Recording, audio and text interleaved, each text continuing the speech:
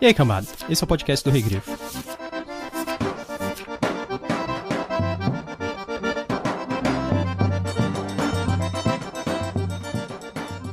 Nem todo dragão é mau. É igual cachorro. Tem uns que são maus, outros bonzinhos, depende da criação.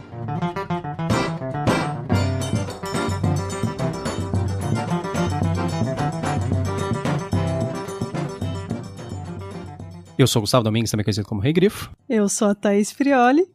E eu sou a Fernanda Castro.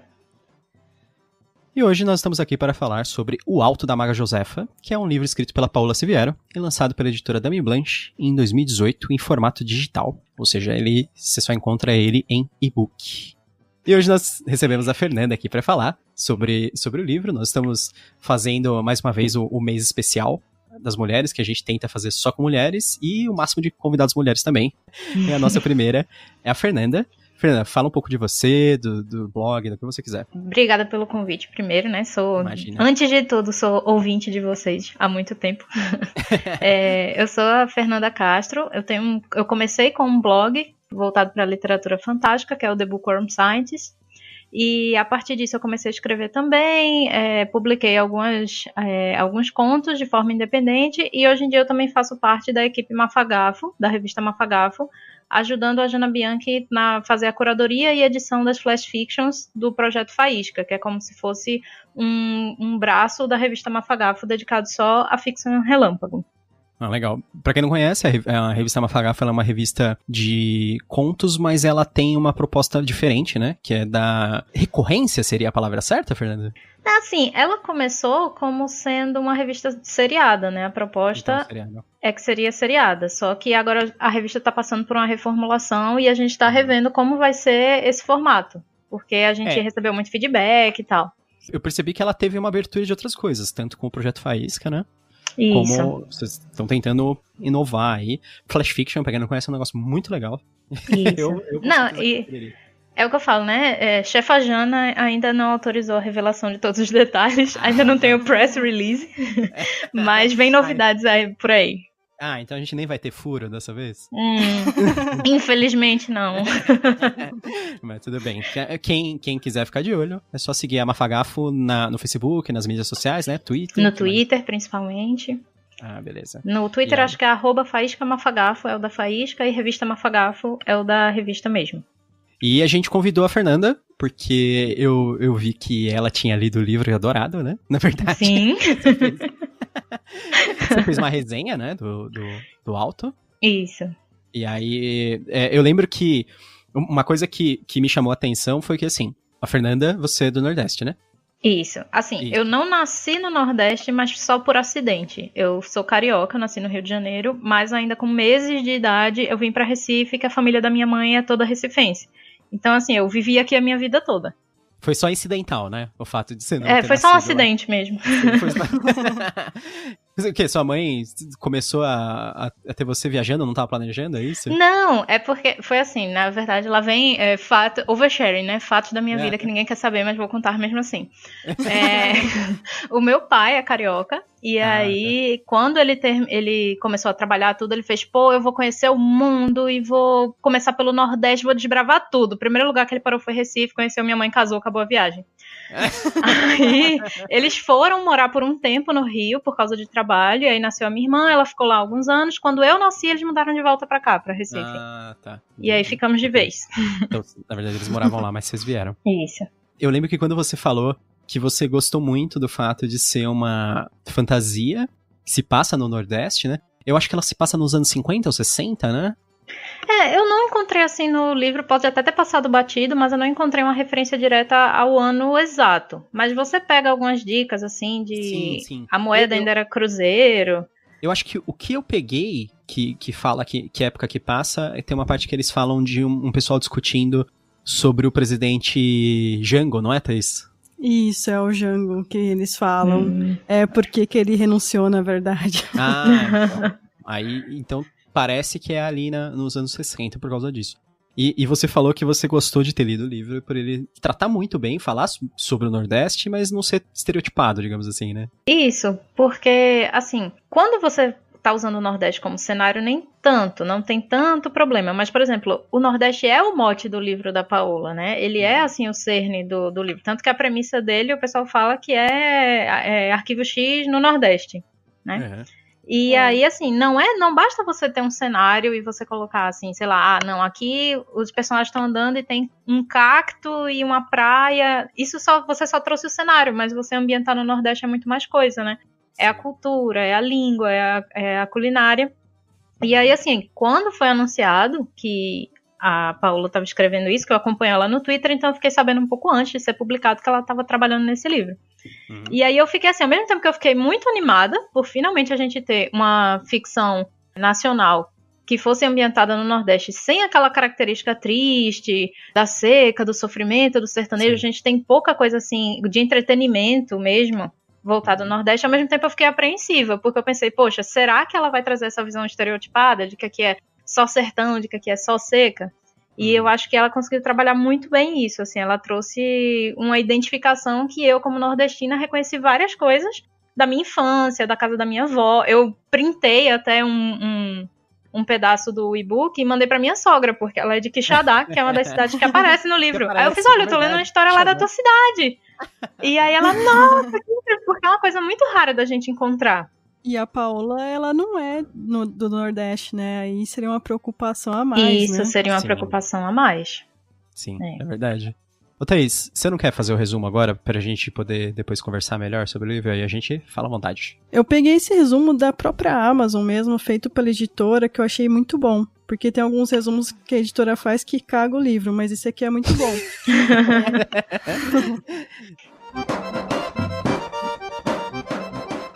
Toda lenda tem raízes na realidade, e Toninho sabe disso melhor do que ninguém. A seca é apenas uma das muitas maldições que assolam a Agreste. Fantasmas, vampiros e gigantes não assustam esse jovem caçador de demônios, mas ele se surpreende ao conhecer a misteriosa Josefa. Também percorre as estradas áridas do Nordeste, atrás de criaturas malignas. As intenções da maga em lutar contra os seres de outro mundo talvez sejam obscuras, mas a jornada ao seu lado certamente será uma aventura inesquecível. Fernanda, você primeiro, então. Fernanda, o que você achou do livro em geral, assim, no conjunto? Então, pra começar, o que eu gostei muito nele, que assim, isso é uma coisa minha, que eu adoro livro assim, eu sou comprada muito fácil assim, é aquele livro que eu chamo de efeito sessão da tarde, assim, aquele livro gostosinho de você ler e sair com um sorriso na cara, sabe? Ele é um livro bem leve, bem divertido. Nem por isso ele deixa de ter mensagens importantes, ele trabalha temas bem bacanas, mas de um jeito bem leve, bem descontraído. E eu curti muito o formato dele, né?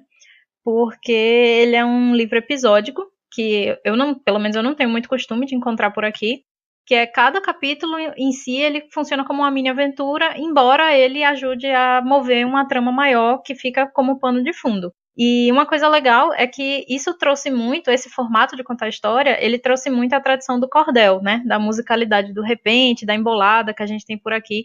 Então, assim, se você for olhar a prosa da Paola, ela é muito gostosa de ler, porque ela mantém sempre uma musicalidade enquanto ela tá contando a história. Parece que você tá realmente assistindo, assim, uma peça.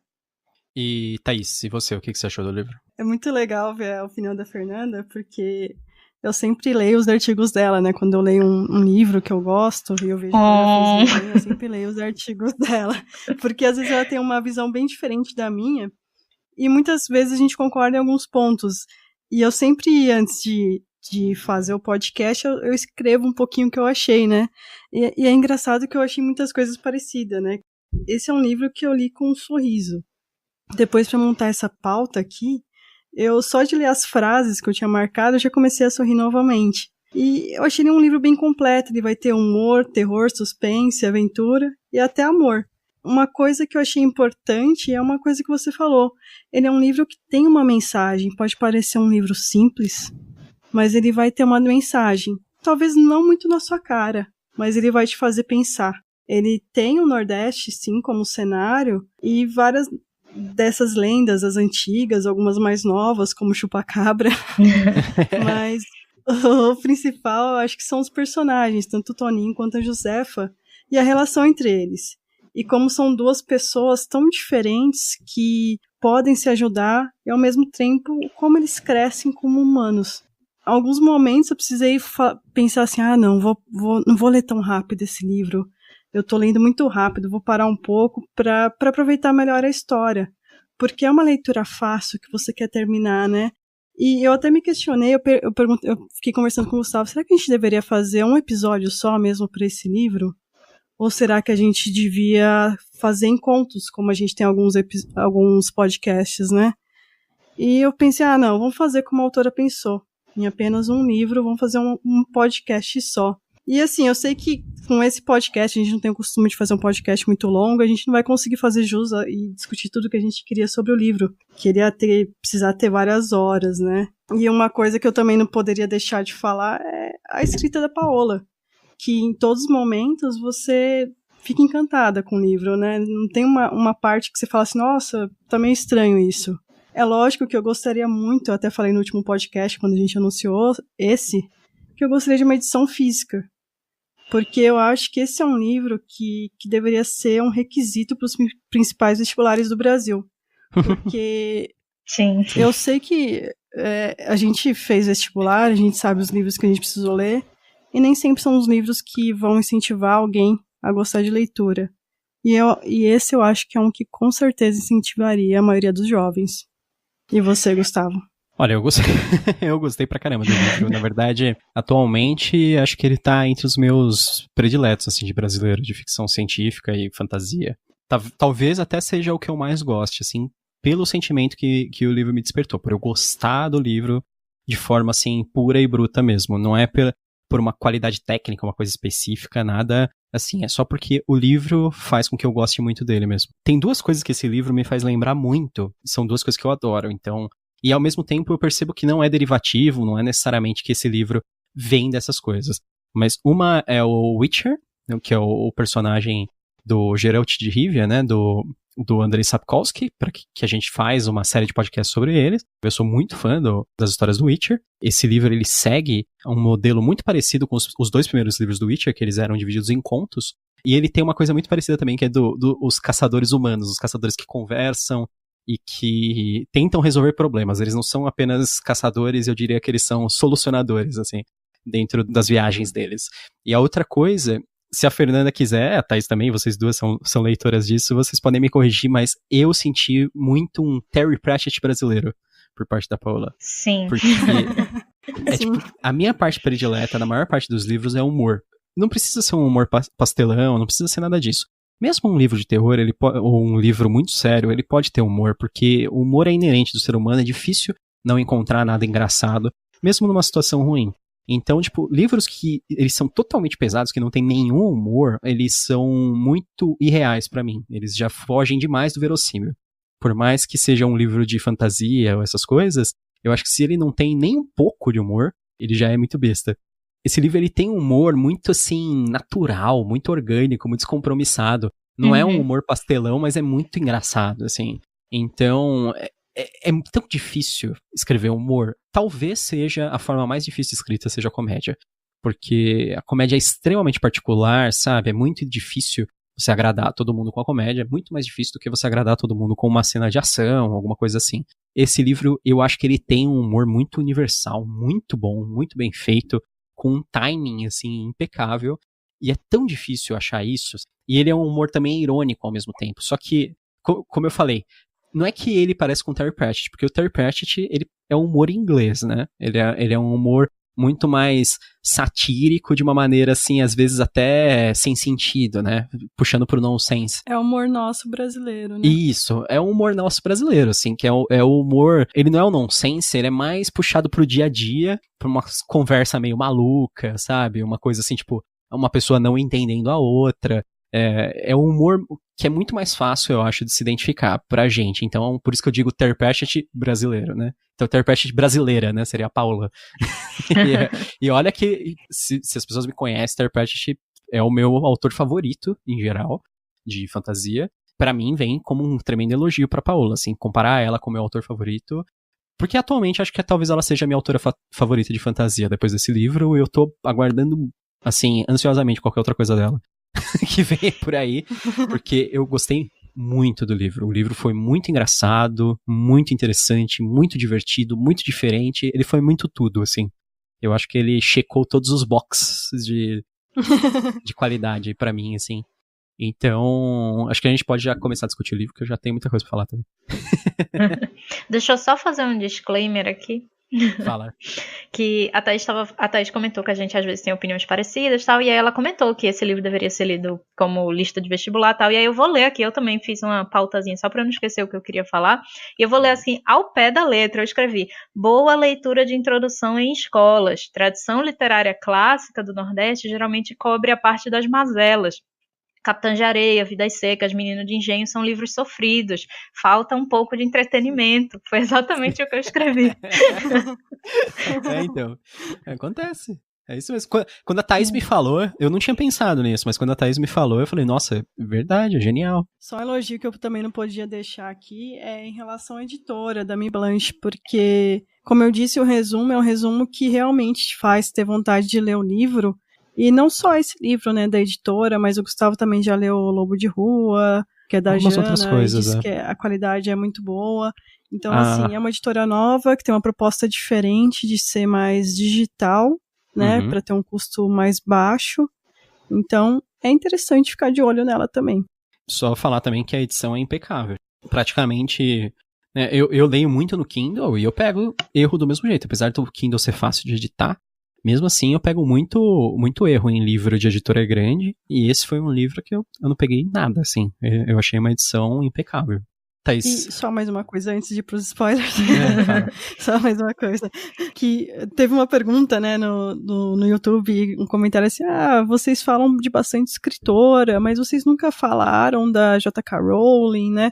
O mês de março, que a gente separa o mês das escritoras, a gente tenta trazer alguma coisa diferente, não tão conhecida, né? Tanto que vocês foram ver os episódios do ano passado, foram livros até com vários prêmios, mas que aqui no Brasil era novo, ou ninguém conhecia alguma coisa sobre. A gente até trouxe o Como Treinar o Seu Dragão. É uma história conhecida no filme, mas muitas vezes as pessoas não conhecem o livro.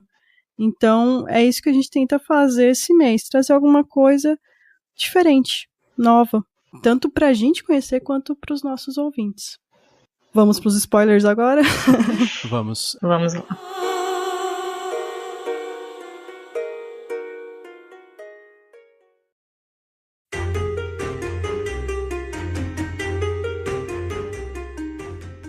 Todo mundo tem um bichinho na cabeça, chamado consciência, que avisa se estamos fazendo o que é certo. Ouça o seu bichinho e vai ficar tudo bem.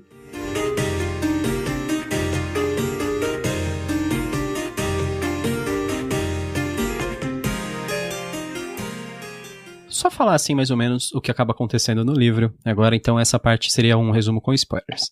O Toninho e a Josefa, eles formam uma forte amizade enquanto combatem as ameaças sobrenaturais no Nordeste. Mesmo com a desconfiança do Toninho pela Josefa por ela ser uma maga e, portanto, uma filha do diabo. A Josefa sempre leva uma lembrança de cada caso e deixa escapar algumas vezes que é uma coisa que ela tem que fazer sozinha. Em determinado ponto, ela se separa do Toninho e faz a sua missão solo, que envolve invocar Deus para entregar os objetos que ela recolheu ao longo das missões e realizar um estranho pacto reverso, em que ela vende a alma para Deus, porque a alma dela pertenceria originalmente ao diabo. Mas o diabo, ele acaba sabendo disso que está acontecendo e ele tenta evitar a transação, mas com a intervenção do Toninho e uma batalha de repente é combinada. A batalha de repente termina com a vitória de Deus e a salvação da alma da Josefa. Só esse resumo já é maravilhoso, né? Já.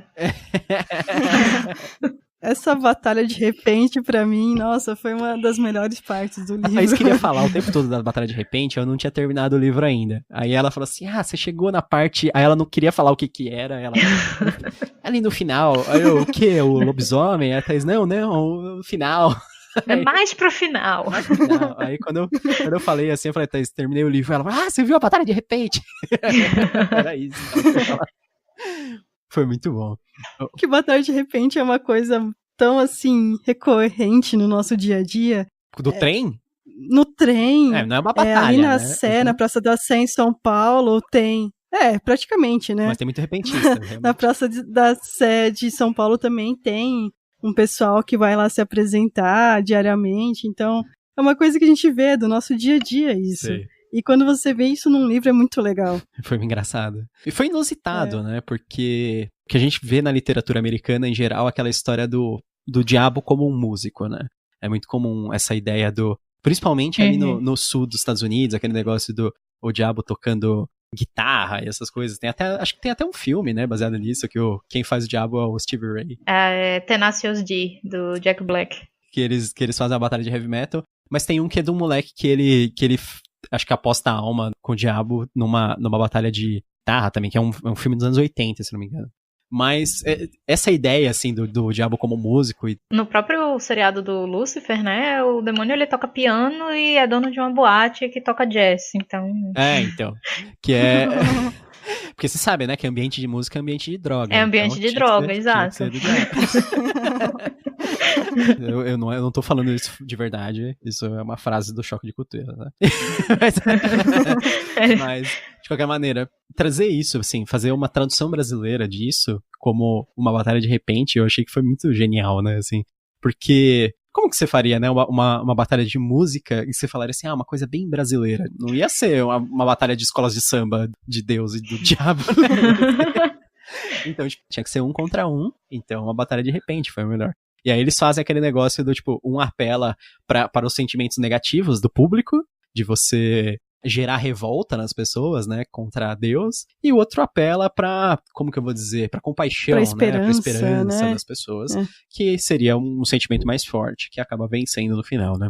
Eu acho meio genial, né? Assim. Eu acho que, assim, o livro como um todo, ele é muito bem planejado, e nessa parte especificamente, assim, é muito difícil você conseguir, num livro, numa mídia escrita, você passar música e passar esse sentimento de musicalidade de um jeito que fique, assim, agradável pro leitor. Porque eu lembro sempre, assim, por exemplo, quando a gente tá lendo Tolkien e vem tradução de música do Tolkien, e assim, a gente lê aquilo, tipo... sem ritmo, sem nada. E eu acho que o Alto, ela conseguiu dar todo um... Você consegue imaginar a música acontecendo, assim, como a cena tá se desenrolando. E é difícil você fazer isso escrevendo. É complicado mesmo. Você falou da tradução, na hora eu pensei as músicas do Tom Bombadil, que são muito isso em português, né? Pois é. Passar isso pra português, nossa, dificílimo, imagina. Uhum. Pois é, e geralmente música em livro é aquele capítulo que o leitor pula, né? Sim, sim. E já no caso da Paula é como se fosse assim, o grande finale, o crescendo do livro dela é o momento de música, sim. Né? Do ambiente de drogas. Ambiente de drogas. Mas, tirando o repente, não vale esse. Não vale essa. Qual que é a história favorita de vocês do livro? Acho que é a Vampira Alcoólatra. Ela é muito boa, ela é muito boa. A Vampira Alcoólatra é uma das mais engraçadas, né? Eu acho que, assim, eu deveria puxar a sardinha pra de Quixadá, porque foi a que mais rolou identificação pra mim. A de Quixadá mas eu gosto muito. Quixadá... Que eu não me lembro. É eu acho que é a da barragem. Do açude, da sereia. Isso, do açude, Que eu até falei com a Paula, eu fiz, poxa, Paula, mas o de Alien não é lá, porque Quixadá é o lugar onde mais tem avistamento de OVNIs do Brasil. Tá que da hora. Aí eu fiz, poxa, Paula, você não botou o Alien lá. Do chupa-cabra. Lá tem um centro de estudos extraterrestres, inclusive. Do chupa-cabra devia ser lá, nossa. Então. A do chupa-cabra é muito boa. Mas também. Eu acho que eu escolheria como favorito... Eu gosto muito daquela do tesouro amaldiçoado que eles vão buscar. Sei. Eu me diverti muito naquela. Nossa, vocês estão me deixando em dúvida agora. Porque... eu vou falar... Eu sei que não vale escolher mais de uma, mas assim, eu gosto muito da ação e da tensão da história do lobisomem, que eu acho que é uma que ela cria, assim, e ela também é trágica, porque as outras têm um tom muito mais leve, e ela tem um tom mais trágico, né? Mas eu acho muito legal toda essa criação. Mas é assim, uma que eu me matei de rir também, além da vampira, é a do Golem dançando forró. É muito boa também. A Thaís tava dormindo e eu tava lendo ainda na cama, e eu fiquei rindo sozinho, tentando me segurar pra Thaís não acordar, assim. Porque quando ela começa a descrever o que o Golem tava fazendo, assim, e eu fico assim, nossa, isso parece... Aí, de repente, assim, aí a Josefa identifica, o Golem tá dançando forró. Aí eu, puta, é muito bom. É muito bom. Porque, tipo, ele era controlado pelo moleque, né, e ele tinha que fazer o que o moleque gostava. É difícil, tem muita história boa, né, dentro das histórias. Desde da apresentação deles até... É que, às vezes, as histórias têm algum momento que é o meu predileto, não é necessariamente a história, que acho que isso é o problema pra mim. É porque algumas histórias, a trama da história não é tão boa, mas o que se desenrola na trama de fundo dos dois personagens é muito bom. Do lobisomem também é um final que marca, né, porque... O lobisomem é um homem, eles acabam encontrando, eles têm que matar, né? Não é a solução que eles queriam chegar, mas ao mesmo tempo, quando o pessoal fala assim, mas e o lobisomem? Alguém morreu? Aí a Josefa fala assim, tal pessoa morreu, que é a pessoa que era o lobisomem. Aí Sim. eles vão fazer um funeral pra essa pessoa, falando assim, ela tá dentro do lobisomem, ele comeu, né? E é uma saída, assim, que é muito boa do conto. Curiosamente, a de Quixadá eu achei interessante, mas o desenrolar é meio... Porque no final eu acho um pouco assim... Não é que é triste nem ruim que eles não enfrentam a sereia, mas tipo, eu achei que eles iam chegar e ter um mega papo assim com a sereia, e é um negócio muito mais curto, né? Foi anticlimático pra você. Isso, foi anticlimático, exatamente. Porque eu achei que eles meio que iam resolver no papo, assim, a história lá da sereia, e no final eles ficam com tanto medo que eles pegam e vão embora. O que eu achei, assim, genial, de certa forma realista, porque era uma criatura que eles não conseguiriam enfrentar, mas ok. E a história que eu simpatizo muito é a do dragão, do foguinho. Eu acho muito boa. Tem duas histórias que eu achei, assim, que parecem muito com as histórias do Witcher. Uma é essa do dragão, porque no segundo livro dos contos do Witcher, tem uma história que é um grupo gigantesco se juntando pra matar um dragão. E é um monte de gente. Só que é completamente diferente a história, né? O jeito que ela se desenrola. É só esse início aí que é. E aí, essa ideia do dragão no Nordeste, assim, que ele parece. Elas falam que ele parece um calango alado, cuspidor de fogo, eu achei, nossa, fantástico. Você fala que eu acho calango mó legal, assim. Não sei porquê. A Thaís não gosta de répteis, mas eu gosto. E uma outra história é a história do gênio. Só que ela é bem diferente também da história original, mas a maneira que ela se desenrola no começo. E a história dos dois, na verdade, eles me lembram muito os personagens do Witcher, porque o Toninho, ele é um caçador de demônios, o Witcher é a mesma coisa, né? Ele é um caçador de monstros. E a personagem que anda com o Geralt, que é o Witcher, é a Yennefer, que é uma feiticeira, né? E aqui a gente tem a Josefa, que é a maga. Toda essa história da Josefa e do Toninho lidando com o fato dela ter um negócio de destino certo, porque eles discutem muito esse negócio ao longo do livro, o que torna o clímax do livro, ou a história final, de repente, muito mais relevante, que é essa história dela já está com a alma condenada só pelo fato de ser filha do diabo, independente do que ela faça, ou das ações dela e etc. E o Toninho começa a se questionar sobre isso, né? Qual é a justiça que existe dentro disso, e no final ele acaba descobrindo que existem alternativas realmente, né? Aparece várias vezes ao longo da história e isso é legal. Que é aquele destino que você foi criado em um ambiente, então logicamente você vai seguir aquele tipo de vida, né? Como se você tivesse fadado, né? Aquilo, né? Isso. Você não pode escolher uma coisa diferente. É aquele negócio, influencia, mas tipo, não é uma prisão eterna pra pessoa, né? Caso a Josefa não está atada ao diabo, que é o que a gente acaba descobrindo. E eu acho que é um pouco mais ainda do que você falar que assim, é o meio em que ela foi criada, porque na verdade o que condena a Josefa é uma questão de sangue, assim, é uma questão hereditária. É simplesmente por ela ser filha de quem ela é, né? Então ainda é pior. É inescapável, como se fosse uma coisa de racial quase, né? Ela está condenada por fazer parte daquele grupo. Porque ela nasceu, sabe? Assim, o pecado dela foi ter nascido. Não, eles acabam mostrando que não tem nada a ver. O relacionamento dos dois também me lembra um pouco em relação ao Tom e a Alice, ao aprendiz de caça-feitiço. Sim. Não sei se te lembra também, porque o Tom também é o aprendiz de caça-feitiço, que foi criado para lutar caçar, contra o mal em geral. E a Alice vem de uma família de bruxas. E justamente todo mundo acha que só por ser assim ela vai ser má e tal, até o próprio caça-feitiço, né, que é o mestre do Tom. A gente vai vendo o desenrolar dessa história. É uma história mais infanto-juvenil. Na verdade, a nossa série infanto-juvenil preferida, provavelmente. Sim. É bem interessante. A nossa, a gente tá falando aqui, minha e da Thaís, né? Da Fernanda, eu não sei. Eu não tenho essa referência, infelizmente.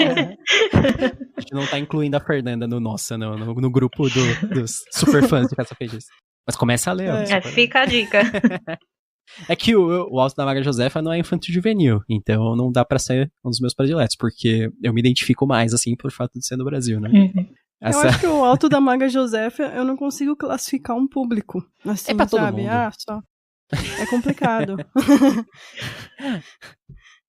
Ele é um livro pra todo mundo. Ô Thaís, só pra falar um negócio, você falou que o seu predileto é o da vampira. Tem aquela parte que eu acho muito, muito legal, que parece que é uma referência aos livros do André Bianco. Eu até marquei que eles vieram pro Brasil na época da colonização, né? Que chegaram os imigrantes portugueses. E eu acho muito legal que eles falam assim, mas daí eles vieram pra capital da época, que era Salvador, na Bahia, mas eles não estavam aguentando muito o verão. Aí tiveram alguns que voltaram pra Europa e alguns que foram pro Rio Grande do Sul. E tanto que eles acham estranho ter uma vampira ali, né? No Nordeste, né? Eles falam que eles vão pra Argentina, né? Pra todos os lugares que são mais frios, né? Isso. Apesar que o Rio Grande do Sul também agora, no verão, é bem quente. Nossa. Mas é muito engraçado essa parte, é muito boa. Eu acho essa é uma sacada muito boa, assim, do Alto da Maga Josefa também, é não ficar preso totalmente ao folclore brasileiro. Ele traz o folclore brasileiro, traz as nossas coisas, e ao mesmo tempo ele mistura com o folclore europeu, né, que também se integrou às nossas histórias, né. Porque, por exemplo, lobisomem, ok. Fez algumas coisas mais novas, né? Como o chupacabra. O chupacabra é uma coisa que, sei lá, começou quando a gente era criança, essa história do chupacabra, né? Eu acho que ele é bem recente. Talvez um pouco antes da gente, se eu não me engano, ele é uma história que vem do México. Vem de San Juan, Porto Rico. E com esse nome mesmo, era tipo, é o chupacabra. É outra parte legal, assim, que tipo, tem uma história de aliens no meio da história dos caçadores de demônios e criaturas sobrenaturais. Tem uma história da mulher que expulsa os aliens com a vassoura.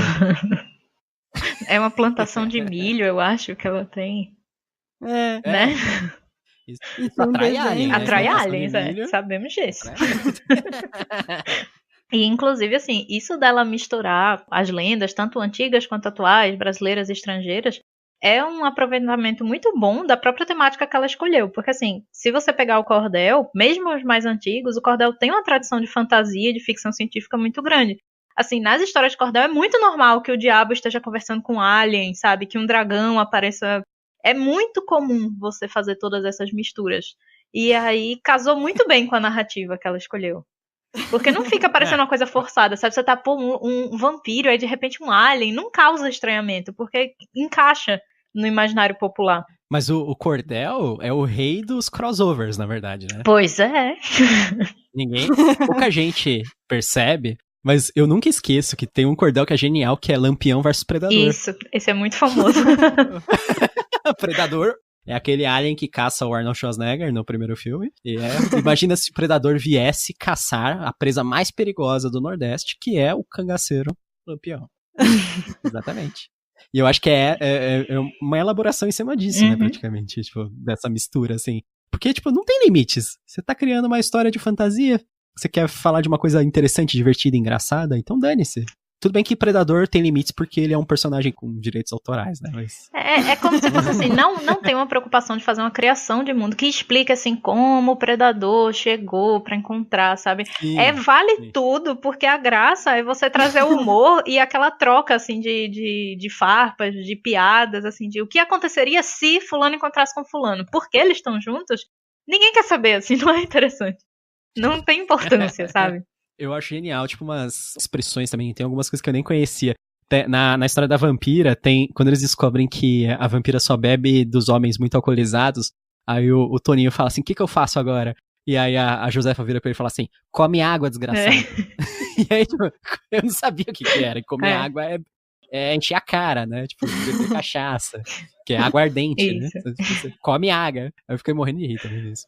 Na verdade, tem várias partes. Assim. Sim, tem várias partes que ela fica zoando o Toninho também, né? Que então. Tem uma parte que ela fala, não lembro qual é a história, que ela fala assim, foi preciso... É do boi da cara preta. Foi preciso 10 cabas de alho, não sei o que, um monte de coisa que ela precisou juntar pra fazer pra completar a magia, e ela ainda falou pro Toninho que cantasse Boi da Cara Preta e girasse o laço ao entardecer. Falando que isso ia ajudar também, mas na verdade ela só tava zoando ele. A própria cena de apresentação da Josefa, que eu acho que ela tá comprando um preá na feira, também é muito engraçada essa parte. E ele fica, tipo, porque ele fica enchendo o saco dela, que ele fala assim, não, se ela tá comprando um preá vivo, é porque é bruxa, né? E aí tem uma discussão com a mulher da feira, né? Tipo, mas tá vivo, tá sem a pele, um negócio assim, é muito engraçado. uma que eu achei, assim, parece uma tiração de sarro com o Witcher, e eu achei, tipo, muito foda, muito genial, é que, assim, no Witcher tem a história que ele carrega 2 espadas, que é a espada de prata para os monstros e a espada de aço para humanos, né? E aí o Toninho, tem uma hora que ele descreve a peixeira. Sim. E ele fala assim, Assim, como que é? Eu carrego uma peixeira. A peixeira é abençoada pra matar demônio, amaldiçoada pra matar anjo caído. É de prata. De prata pra matar lobisomem. Tem veneno de cobra pra matar... É mula sem cabeça. Cabra. Mula sem cabeça. E aí no final, tipo, e bem afiada pra matar cabra safado. É muito bom. É tipo a peixeira multiuso. Em breve na Polishop, mais próxima de você. Melhor e a peixeira é uma coisa que todo mundo conhece também, né? É verdade. Peixeira... Todo mundo fala, vai pegar a peixeira, alguma coisa assim, né? Que todo mundo conhece. Uhum. Peixeira na cinta, isso aí virou onipresente no Brasil. Tipo, eu sei que é originário do Nordeste. Pra quem não souber, de repente, não vai saber. Você não sabe o que é uma peixeira. Peixeira é uma faca muito afiada. Uma faca de limpar peixes, em geral. E aí, por isso se chama peixeira. Assim, originalmente ela serve para limpar peixes, né? Mas ela é usada para qualquer coisa que você imaginar. Exatamente. O pessoal anda com ela na cinta, assim. E tinha essa história de briga em bar com peixeira, né? O cara enche a cara O cara come água e depois briga com a peixeira. Ó, o Toninho é um caçador de demônios com uma peixeira multiuso montado numa mula encantada. Que é a véia. Vamos lembrar, a véia. Exatamente. A véia, ela é uma mula encantada que ela consegue farejar magia. Mula é um cruzamento de cavalo com jumento, né? As mulas são as fêmeas, né? E normalmente elas são muito, muito resistentes, assim, e muito úteis. Sei lá, meu avô vinha de fazenda, essas coisas, que ele falava que eles gostavam mais de andar de mula, ou de carregar as coisas em mula, do que em cavalo, às vezes, porque elas aguentavam mais cansaço, assim, né? Tipo, tinham mais estamina, sei lá. E são menos medrosas também, né? Isso. E elas são mais fáceis, assim, elas são muito condicionadas. Então, assim, eu tenho histórias na família de gente que bebia no bar, e aí, tipo, não conseguia andar na rua, e botavam em cima da mula e batia no lombo da mula, e a mula ia sozinha levar o cara em casa, porque ela já sabia o caminho, assim, já estava acostumada. Então, assim, ela é muito condicionada e acostumada com as pessoas e tal. Eu tenho uma história muito boa na minha família. Eu tenho duas histórias legais, uma de lobisomem e uma de convenção de bruxas. E essa da convenção de bruxas envolve um cara fugindo numa mula. Nossa. Essas são histórias que o avô dele conta. História de interior, sabe? Aquelas histórias de interior. Que lembra bastante esse livro. Eu acho que talvez por isso que eu tenha tanta identificação. Eu acho que ele acaba sendo um livro afetivo pra muita gente, porque ele traz muita memória, assim, de infância, das histórias que a gente escutava. Ele mistura a fantasia que eu gosto, fantasia atual, com coisa afetiva. É muito apelativo pra mim. Ele apela tão forte que eu não resisto. Se fala que ele tem umas tiradas, assim, até sobre a Thaís leu essa frase da consciência que eu acho fantástica, sabe? Tem uma que eu devia ter marcado, mas eu não me lembro, eu não marquei. Na história do lobisomem, quando o lobisomem, quando ele tá prestes a se transformar, ele consegue ler a mente dos outros. E aí o Toninho fica tentando esconder o que ele tá pensando, porque ele tá pensando em matar o cara.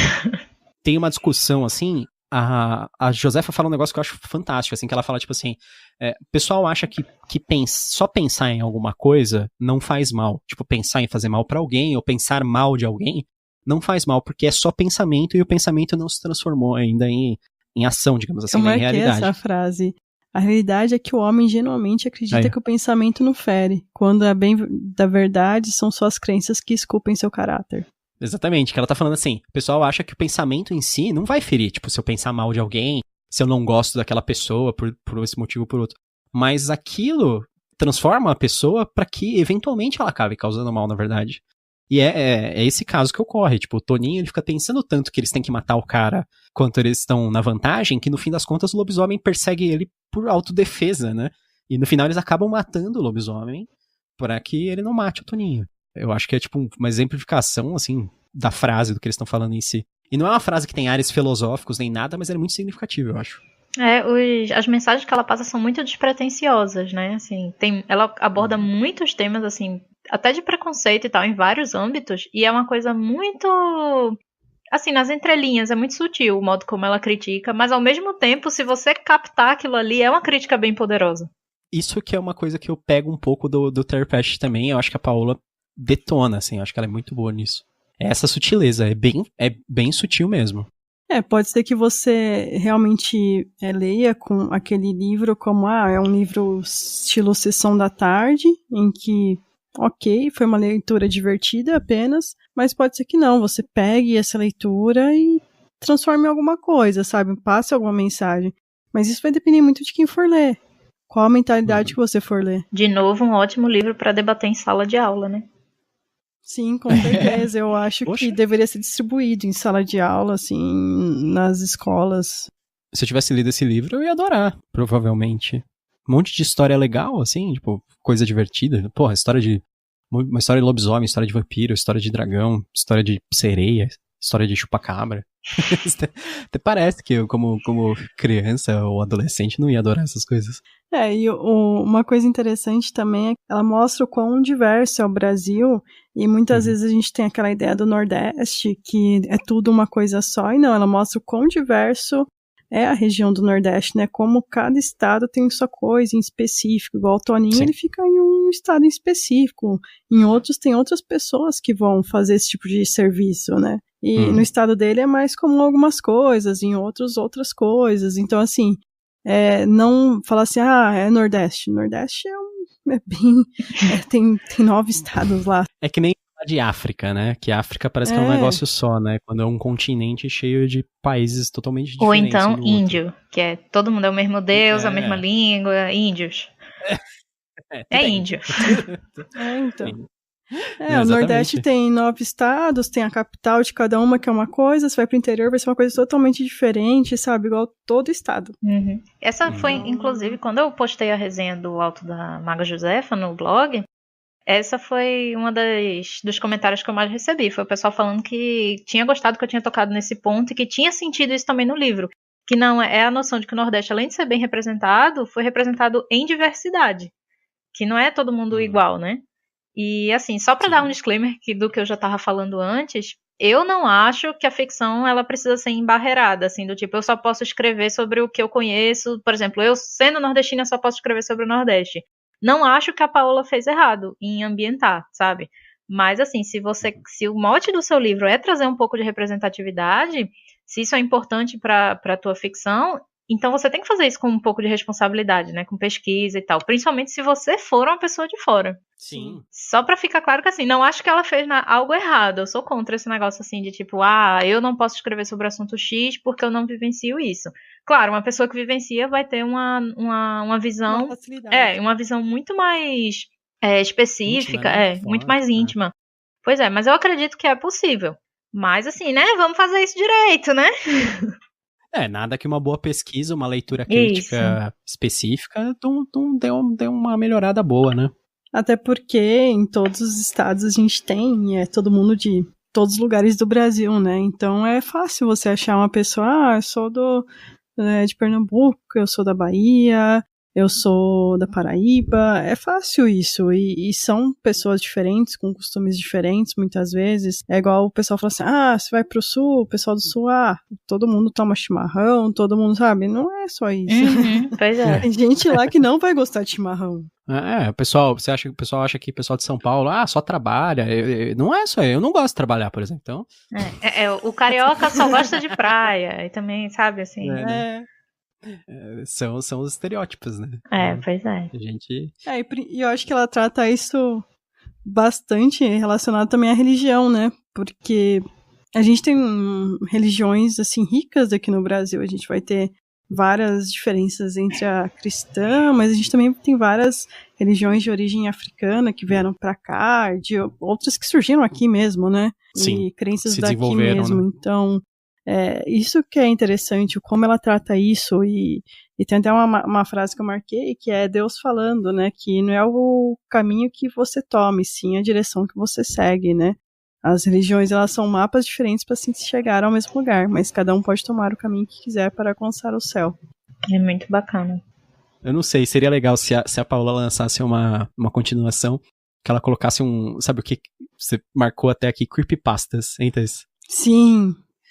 Pra quem não sabe, creepypastas, elas são lendas ou folclore atual que surgem na internet. São coisas que surgem como histórias que se espalham, né? A gente chama também tem gente que chama de lenda urbana, né?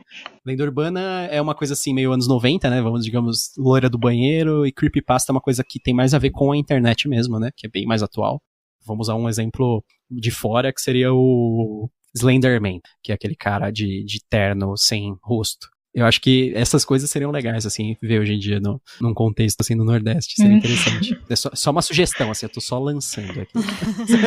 Não, inclusive, assim, essa foi a minha única crítica ao livro, que nem chega a ser, assim, crítica, mas que eu achei o final um pouco corrido. Assim, para o nível de desenvolvimento emocional dos personagens, eu achei que a resolução, apesar de ser maravilhosa, assim, quem não quer ler aquela batalha de repente, mas eu achei que ela foi muito rápida. E ela me deixou essa sensação de continuação, assim. Na minha cabeça, é necessário uma continuação. Eu não consegui dar um fecho pra história, sabe? Não, eu não tenho dúvida nenhuma que esse livro tem que ter continuação. Não é só porque eu gosto do livro, é porque eu acho que ele pede. É isso, ele sabe? pede. Ele não deixa nenhum gancho, ele não deixa, tipo, nada não resolvido, mas você quer ver mais, você quer ver o desenvolvimento aí dos personagens. Eles só começaram a sua viagem mística. É, exato. Quem sabe uma outra região também. Pode ser também. Vai saber se eles exploram outra região, conhecem outras pessoas. Talvez o norte do Brasil ia ser bem interessante também. Eles vão ali pro Pará, Amazonas. Ou até o centro-oeste e tal. É, verdade. Cerrado. Vão lá estudar na Unifenda. É verdade. Olha aí. A Unifenda, pra quem não sabe, é uma faculdade fictícia que fica no Pará, que é de... O que tem lá? Magia? Não, uma fenda se abriu, assim, no universo, numa existência paralela, numa realidade paralela. E aí isso conferiu poderes aos habitantes da ilha de Marajó. E aí é como se fosse o Instituto Xavier, sabe? Para jovens dotados. A gente tava nessa história. Eles estão conhecendo a Unifenda, que tem a búfala falante. Tem a búfala mussarela. Isso. A búfala falante. Estávamos pra montar essa história. Sim. A búfala mussarela foi ideia minha. Lá na... Tem uma coisa que eu anotei aqui que eu não falei ainda, que não é especificamente sobre o livro em si, mas sobre o trabalho que foi feito em cima do livro. Ele foi, eu acho que foi o primeiro, não tenho certeza, mas foi o primeiro que a Dame Blanche fez um folhetinho impresso antes, que ela mandou como uma... Sim, eles entregaram até na Flipop. Isso, que foi uma cortesia, que eles entregavam pra todo mundo que respondia no Twitter que estava interessado na história, e aí assim, todo mundo já tinha lido o primeiro capítulo, já estava assim na empolgação de lançar. Eu acho que a Dame Blanche, assim, apesar da proposta de continuar assim, fazendo as coisas devagarzinho, um livro por vez, só e-book, eu acho que elas tiveram uma estratégia muito boa de divulgação. Sim. Eu gostei muito do que foi feito. Foi eu lembro que eu comprei na pré-venda até. Isso, todo mundo. Todo mundo. Porque você recebia aquele folhetinho só com o primeiro capítulo, que já é maravilhoso, né? Que é a infância do Toninho, quando ele tá lá, quando ele recebe a peixeira e tal, aí você acabava tipo, sim, onde eu aperto, sabe? Pra vir o livro inteiro agora. Onde eu compro? Posso ter agora? Exato, né? Foi muito bem planejado. Tanto a Ana, né, como a Clara são pessoas divertidíssimas, né? Sim. Tanto pessoalmente quanto no Twitter, Facebook, então... isso ajuda também a divulgar. A Clara participou ano passado dessa nossa onda de podcasts aí com convidadas. Foi. Qual que ela fez, Thaís? Você lembra? O De Volta pra Casa. De Volta pra Casa. Da Shana Maguire. Foi indicação dela, né? O livro, inclusive. Foi bem legal.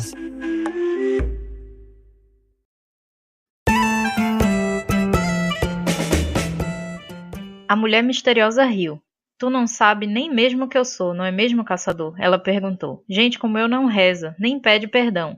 Ela gesticulou as mãos de uma forma complexa e a peixeira de Toninho voou longe, atirada pelo impacto de ar. Aquilo era magia pura, de sangue, sem truques.